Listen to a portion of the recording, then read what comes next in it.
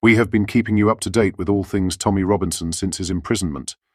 In today's video, we will provide the latest and why the Elon Musk having his say on the matter, his huge boost for our movement. In today's video, we will dive deep into this, whilst also going over all of the latest news from across the country. But first, hit the like button and subscribe to the channel and join our fast-growing community. As New Year nears, Tommy Robinson remains imprisoned, unable to be with his family during a time meant for joy and unity. This harsh reality is further compounded by shocking revelations about his treatment. In today's video, we bring you a game-changing development. Elon Musk, the tech billionaire and free speech advocate, has weighed in on Tommy's situation. His simple yet powerful words, "he is," confirm Musk's view that Tommy Robinson is a political prisoner.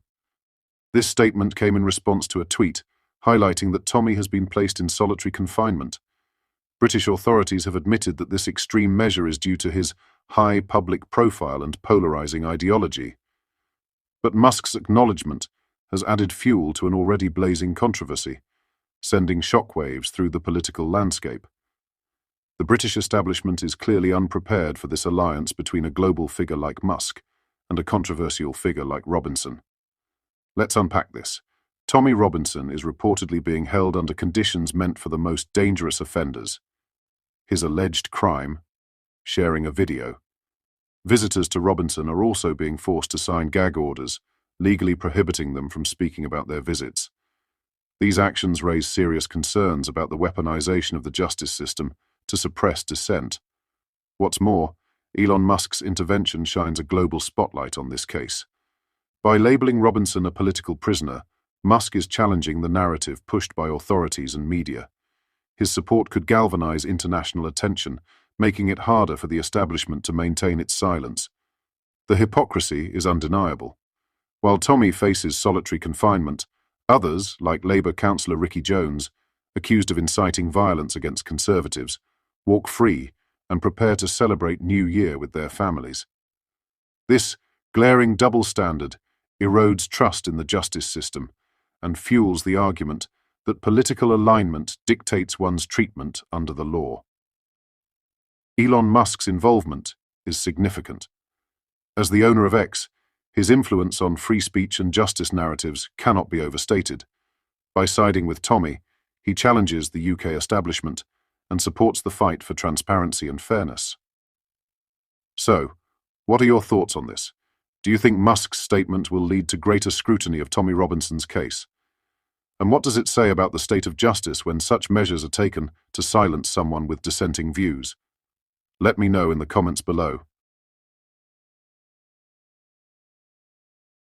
In other news, Britain has been asked to pay up billions of pounds of taxpayers' cash as part of the Chagos Islands surrender. It has emerged. In October, Sir Keir Starmer and Mauritian counterpart Pravind Jugnauth announced that the two countries had agreed to hand over the British overseas territory, while the UK and US would lease a key military base back for 99 years. But Jugnauth has since been replaced, and new PM Navin Chandra Ramgoolam wants crazy money for the archipelago, sources have said. After calling US Secretary of State Antony Blinken, Ramgoolam told MPs that he had tabled a counter-proposal, the value of which is said to soar into the 10-figure mark. A source familiar with the sovereignty talks said, "They were talking £800 million a year, for as long as we wanted to keep the base there, plus billions of pounds in reparations."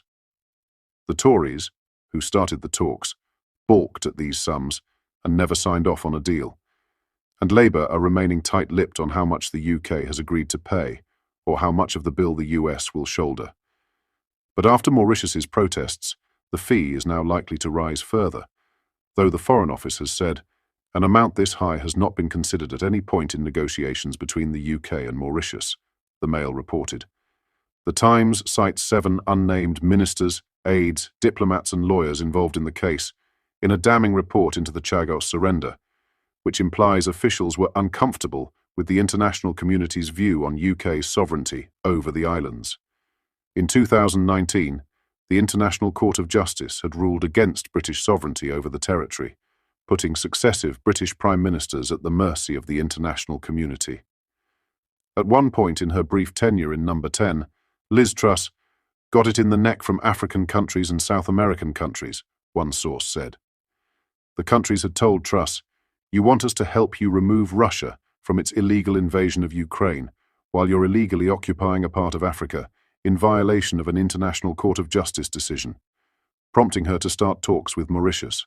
After negotiations trundled on for more than a year, Rishi Sunak's Foreign Secretary, Lord Cameron, eventually halted the deal after being left deeply uncomfortable with what we were doing, according to one senior diplomat. But Mauritius kept pushing for the islands, and after Starmer swept to power in July, his government was presented with this disastrous thing which had to be resolved straight away, one Whitehall official said. With just 3 weeks until Donald Trump is inaugurated as president, a deal is still not in place. Nigel Farage has said Trump will veto the surrender, but one official warned, Trump has said nothing about this.